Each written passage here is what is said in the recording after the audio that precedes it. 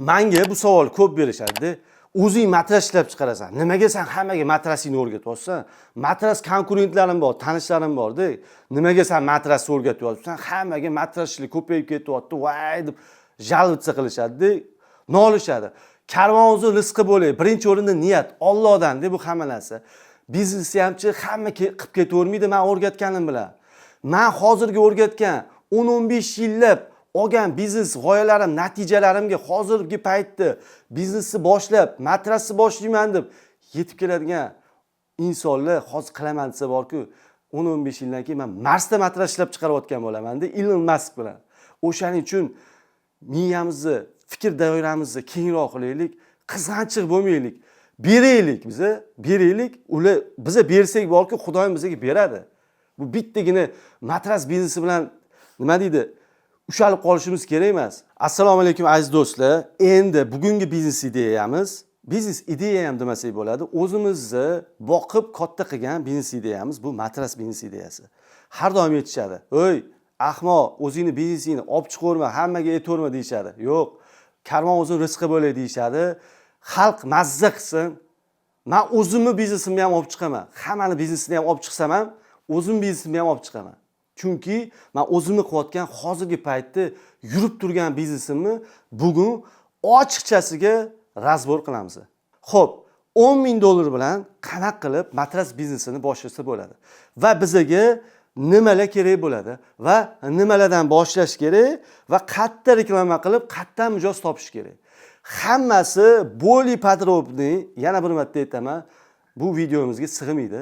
Telegram kanalimizga podpiska qilib qo'ysanglar, kommentariyaga zakripit qilib qo'yganmiz. Telegramga podpiska qilib qo'yinglar. O'tda bundan ham zo'r biznes g'oyalar bor. Ishoninglar, afsuslanmaysizlar. Hoziroq kirib podpiska qilib qo'yinglar.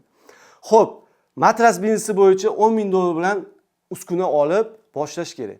Birinchi o'rinda tikadigan mashina olishimiz kerak. Bu matrasimizni chetini tikadigan mashina. Hozirgi paytda mexanический oladigan bo'lsak, juda arzon bu.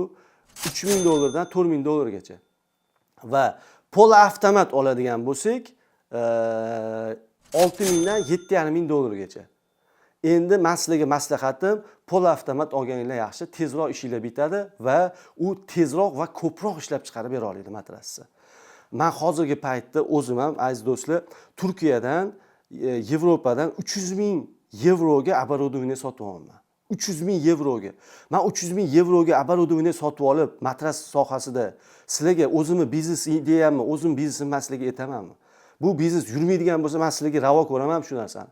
Men o'zim hozirgi paytda 300 ming yevroga Turkiyadan, Yevropadan dunyodagi birinchi o'rinda turadigan оборудование sotib oldim.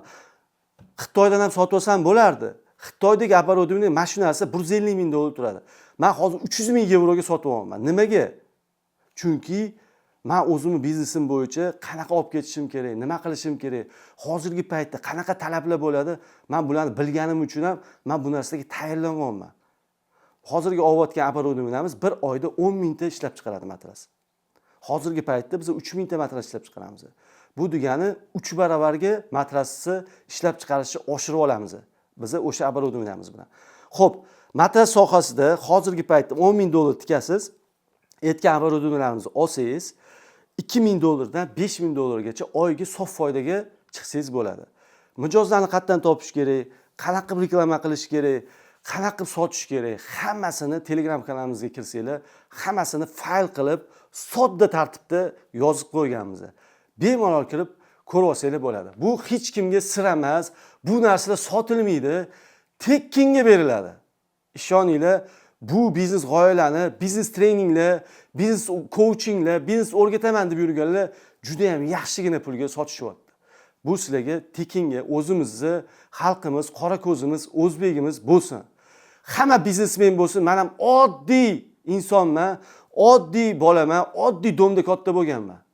To'g'risida o'shaning uchun oddiy kambag'al oilada katta bo'lib, mana shu natijalarga erishganmiz, o'zimizga o'xshagan insonlar hali ko'p.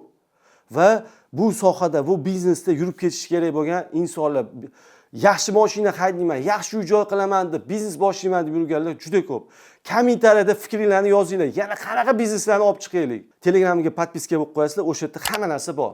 Xo'p, keyin ko'pchilik matras biznesi qiyin. Bu biznesda ko'pchilik yopilib ketyapti. Ko'p ochilganlarni ko'ryapmiz, yopilib ketyapti deb bizning Instagram kanalimizda ham kommentariyalarda 1.800.000 ta prosmotr bo'lgan. Mana shu videomizni ham ko'pchilik ko'rdi va juda ham ko'p emas-ku negativlar ham bo'ldi. Bu biznes ko'pchilik qilyapti, yopilib ketyapti. Men yopilib ketsa, men 300.000 yevroga Turkiyadan jinnimanmi оборудование olib nima qilaman, оборудование olib yopilib ketayotgan biznesga. Aziz do'stlar, o'zingizlar bunday o'ylanglar. Bu degani biznesni hamma qilib keta olmaydi, to'g'ri. Bu kommentariya yozayotgan insonlar-ku hayotda biznes qila olmaydi. Hayotda biznes qila olmaydi. Bular kimdir qo'lida ishlab o'tib ketadi. Shunaqa kommentariya yozadigan insonlar. Biznesda har doim bilib qo'yinglar, mas'uliyat, yana bir marta aytaman, bizning shiorimiz bor. O'z vaqtida ish qilish va mas'uliyatda. Bitta odamga va'da berdingizmi, shu vaqtda shu ishingizni qilib beraman, yoki-da shu matrasingizni olib borib beraman, yoki-da shu matras romingizni qo'yib beraman, yoki-da shu mebelingizni, kuxonniy mebelingizni qilib beraman dedingizmi, vaqtida qilib bermadingizmi, bo'ldi, sizning ishingiz barakangiz uchib ketadi. Bizni har doim mana shu biznesimizdagi birinchi narsamiz mas'uliyat. Любой odam biznesmen bo'la oladi, mas'uliyatni qattiq ushlash kerak. Mas'uliyatni ushlagan odam biznesni zo'r tortib ketadi. Ishoninglar, men sizlarga aytayapman. Mas'uliyatni ushlaylar bo'ldi. Qolgan biznes g'oyalar любой biznes qilsanglar bo'ladi. Xo'p, matrasda ishlab chiqardingiz va o'sha internetda, Instagramda yoki Telegramda sotishni boshlayapsiz. Klientlar, mijozlar chiqyapti. Sekin o'sha talab bo'lishni boshlaydi. Qatta ko'rsak bo'ladi sizning mahsulotingizni. Matrasda bilasizlar, yotib ko'rish kerak. Chunki insonni matrasda umrini 3dan 1 qismi matrasda o'tadi. O'shaning uchun matrasga kattaroq e'tibor beriladi va matrasda yotib ko'rib oling deyishadi. Shunda siz magazin ochishni boshlaysiz. Sexni boshladingiz, ishlab chiqarishni boshlayapsiz. Sizning mijozlaringiz qo'ymayapti. Qatta ko'rsak bo'ladi, yotib ko'rsak bo'ladimi, ko'rib olsak bo'ladimi? Chunki bu matras sohasida juda ko'p aldab sotadigan va zo'r garantiya javob deb sotadiganlar ko'p. Men o'zim ham shu sohada aldanib kirib kelganman. O'shaning uchun magazinga kelib ko'ramiz deganlar ko'p bo'ladi mijozlar. O'shaning uchun kichkinagina, masalan 50 kvadratdan 100 kvadratgacha bitta magazin, showroom qilishinglar kerak bo'ladi. Bunga ham где-то bir 5-6 ming dollar kerak bo'ladi. Remontiga, оборудование va kravatlar qo'yishga, uni ta'minlashga, remontlar va jihozlar bilan shuncha pul ketib qoladi. Unga sotuvchi qo'yasiz, sotuvchiga oylik qo'yasiz. Sotuvchi sotayotgan oyligidan qanchadir sotayotgan matrasdan ishlab chiqish olish kerak. O'shalarni aniq qilsangiz, rasxodlaringiz sekin-sekin ko'payib boradi va o'ylamang, rasxodim ko'payyapti-ku, lekin men bitta 2000 dan 5000 gacha topyapman. Siz magazin qilganingizdan keyin siz 2x ga sразу oshasiz. Ishoning, 2x ga sразу oshasiz. Showroom qilishda hech qachon qo'rqmanglar. Magazin qilishda hech qachon qo'rqmanglar. Rasxod qilishda hech qachon qo'rqmanglar. 10 ming dollar pul topish uchun 10 ming dollar rasxod qilish kerak. Bu bor narsa. Reklamadan hech qachon pul ayash kerak emas. Bir xilgi zihna insonlar borki, biznesni qila olmaydi. Nimaga? Reklamadan pul sarflaydi. Unga, bunga reklama qildirish kerak, blogerlarga reklama qildirish kerak. Qizg'anishadi. Qizg'anasizmi? Bo'ldi, sizning biznesingiz hech qachon yurmaydi. Yana bir marta aytaman, 1000 dollar sarflaysiz, 1000 dollar topasiz. 10 ming dollar sarflaysiz, 10 ming dollar topasiz. 100 ming dollar sarflaysiz, 100 ming dollar pul topasiz. Aziz do'stlar, matras sohasida nechta xodim ketadi?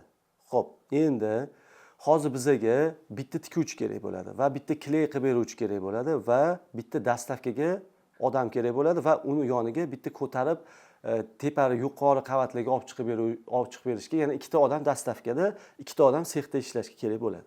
Xo'p, aziz do'stlar, eng qiyin matrasda to'nki joyi bor. Bu narsani hozir sizlarga aytib o'tib ketaman. Matrasda eng qiyin joyi bu matrasni chetini tikadigan joyi. Matrasni akantovkasi. Akantovichning mashinkada tikadigan joyi. Bu narsa juda ham qiyin tikish, juda ham bu narsani tekis tikmasangiz qiyshayib ketadi, har xil qilib bo'lib ketadi. Aziz do'stlar, sizlarga yana ham yordam bo'lishi uchun kommentariyada yozasizlar yoki Telegramimga kirib podpiska qilib qo'ysanglar, menejerlarimiz nomerlari bor. Meni o'zimga aloqaga chiqsanglar, men o'zim ham o'rgatib beraman bir haftada. Lekin bular hammasi tekinga bo'lmaydi, o'zini qanaqadir summasi bo'ladi, o'sha summaga o'rgatib beriladi. Unaqa katta summa emas. Hozirgi boshlayotgan biznesmenlarimizni qo'llab-quvvatlab uchun arzimagan pul. Chunki to'g'ri tushuninglar, mening ishchilarim sizlarga vaqt ajratadi. Bu narsalarni faqatgina to'g'ri tushunishinglarni xohlayman. Xo'p, 10 ming dollarga bitta akantovichni olinadi dedim. Uni orasida akantovichni 3 ming dollardan 7 ming dollargacha olsa bo'ladi va pistoletlarimiz bor, ramka o'q bor, yana 12-22 degan o'q pistoletimiz bor. 2 xil o'q pistolet olish kerak bo'ladi. Bu 250 dollardan 500 dollarga olsa bo'ladi. Shunda 7,5 ming dollarga zo'r оборудование olsangiz, 7 ming dollarga, 500 dollarga pistolet olsangiz, 2,5 ming dollar plyus qolyapti. Bu 2,5 ming dollar siz silioga ishlatasiz va hozirgi xom ashyoga ishlatasiz, matras ishlab chiqarish uchun. Aniq summa sizlarda 10 ming dollar ketyapti.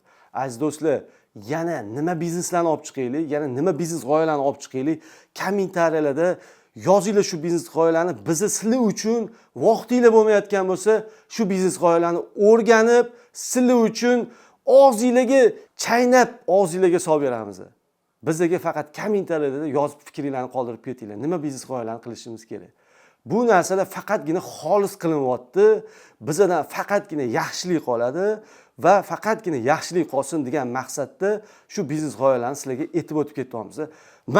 Men sizlarga o'zimni biznesimni ham qizg'anmasdan aytyapmanki, sizlarda qanaqadir samniyaniya yoki qanaqadir yomon fikrlar qolib ketmasin. Bu boshqa bizneslarni olib chiqyapti, o'zini biznesini olib chiqmaydi. Men o'zimni eng sevgan biznesim matras biznesimni ham sizlarga aytyapman. O'shaning uchun sizlardan bitta podpiska YouTube'da, boshqa narsa kerak emas. Aziz do'stlar, 2 ming dollardan 5 ming dollargacha matrasni pul ishlab topish uchun endi nechta matras sotish kerak o'zi? Xo'p, bu savolga oddiy javob. 30 dollardan har bitta matrasingizdan qolsin, ikkita matras soting, 60 dollar bo'lyapti. Bir oyda 1800 dollar pul bo'ladi. Yaxshi summa deb o'ylayman bu matras boshlash uchun. Endi sal qimmatroq matras sotadigan bo'lsak, 80 dollardan qolsa ikkitasidan ikkita dona soting yoki bitta dona soting. Bu degani xo'p, 2400 dollardan 4800 dollargacha qoladi. 80 dollardan bitta sotsangiz, 80 dollardan ikkita sotsangiz. Bu foyda, sof foydani aytyapman. Bu degani bitta matrasingiz, qimmat matrasingiz 250 dollardan 400-500 dollargacha bo'lsa, sof foyda 80 dollar qoladi. Va arzon matrasdan 70-80 dollardan 150 dollargacha sotsangiz, sof foydangiz 30 dollardan qoladi. Ikkita sotsangiz, bu degani 1800 dollar oyiga sof foydangiz bor. Bu boshlanishiga. Bu yog'iga o'zi ketaveradi. Meni videolarimni Instagramda kirib ko'rsanglar, matras biznesi bo'yicha ko'p videolar qilganman.